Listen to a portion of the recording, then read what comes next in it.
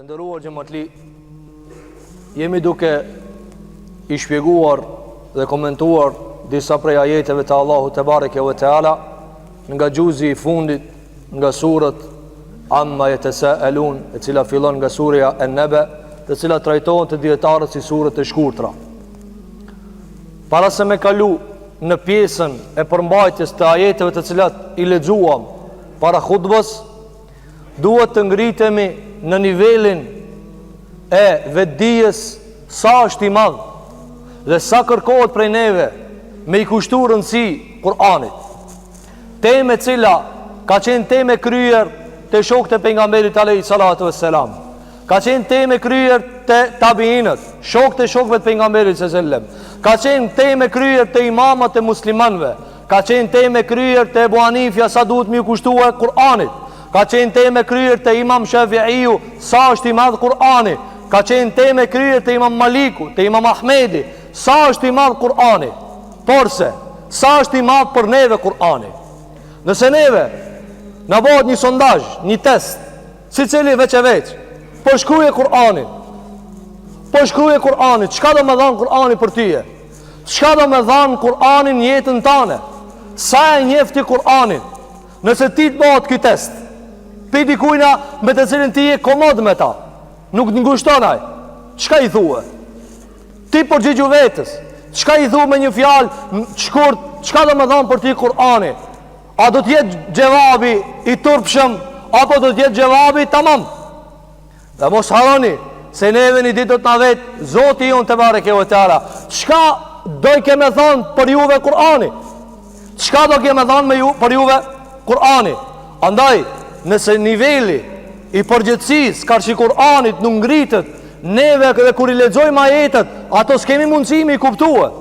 Nëse neve nuk e dim kush në ka qu mesazh prej shokëve ton, a është ai dashamir, a është ai shok i thjesht, a është ai prindi, a është ai dikush i cili është me më përgjithësi dhe më autoritet, neve në varësi sa e njohim ata, aq edhe i përgjigjemi thirrjes. Atëherë duhet ta parashtrojmë këtë pyetje, çka do të thonë për neve Kur'ani, nga se në jetët tona na shumë mirë ja u dinë gjërave kimetin.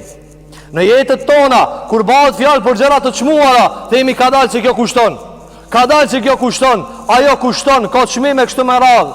Por kur vim te Kur'ani, kur vim te fjala e Zotit, kur vim te madhrimi i librit të Allahut te bareke ve teala dhe kushtimi i kohës për këtë libër të madh të Allahut te bareke ve teala, neve i rrumbullaksojmë 1 milion arsye për mes me gjetë kohë. Neve i gjejmë 100 milion justifikime për mes me thonë se valla s'kan vakt. Nuk kanë vakt për mi kushtue rëndësi kësaj. Vetëm një rast po e huazojnë nga historia e shokëve të pejgamberit sallallahu alaihi wasallam në raport me pejgamberin alayhi salatu wasalam, sa ka qenë i madh dhe i mësuam dhe i lexuam dhe i përkushtuam ndaj tij Kur'anit të shokët e pejgamberit alayhi salatu wasalam. Është një sahabi i cili e mban emrin Ubej ibn Ka'b radiyallahu anhu warda. Shoku i pejgamberit alayhi salatu wasalam. E ndalni ditë pejgamberi alayhi salatu wasalam Ubej ibn Ka'b. Thot ja Ebal Mundhir. Kështu e ka pas nofkën.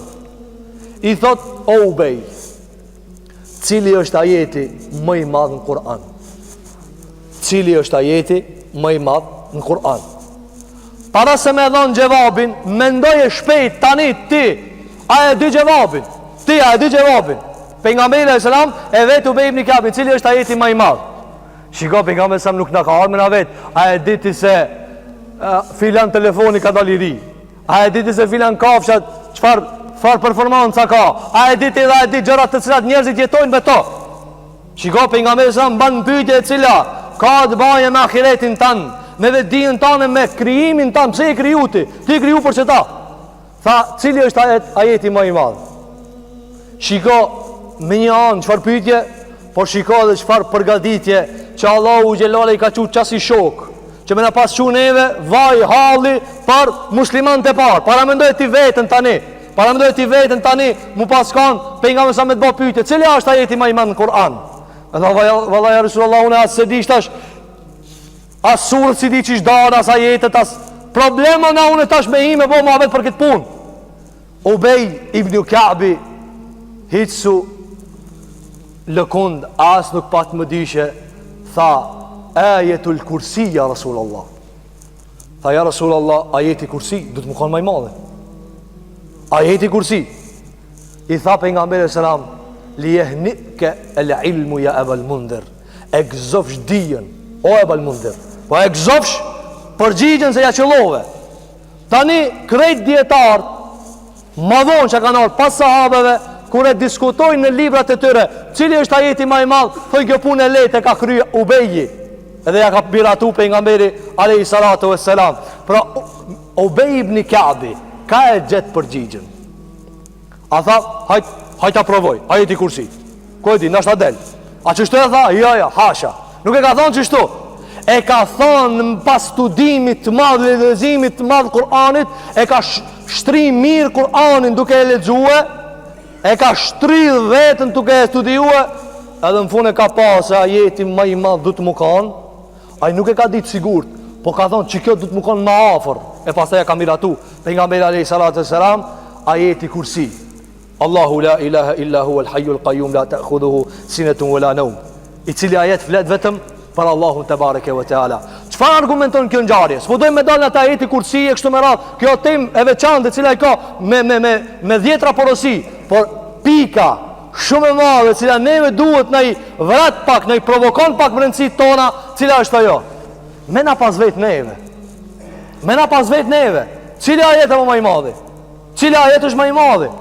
A kishmi dit mi dhanë gjevab nëse neve nuk kishmi korit ndoshta edhe me derajete shumë ulta para pejgamberit sallallahu alaihi wasallam. Andaj, të ndëruar që më të li, madhrimi, lartësimi, përkushtimi ndaj librit Allahu te bareke ve teala. Nëse s'di me lexue, shloje me ngoje.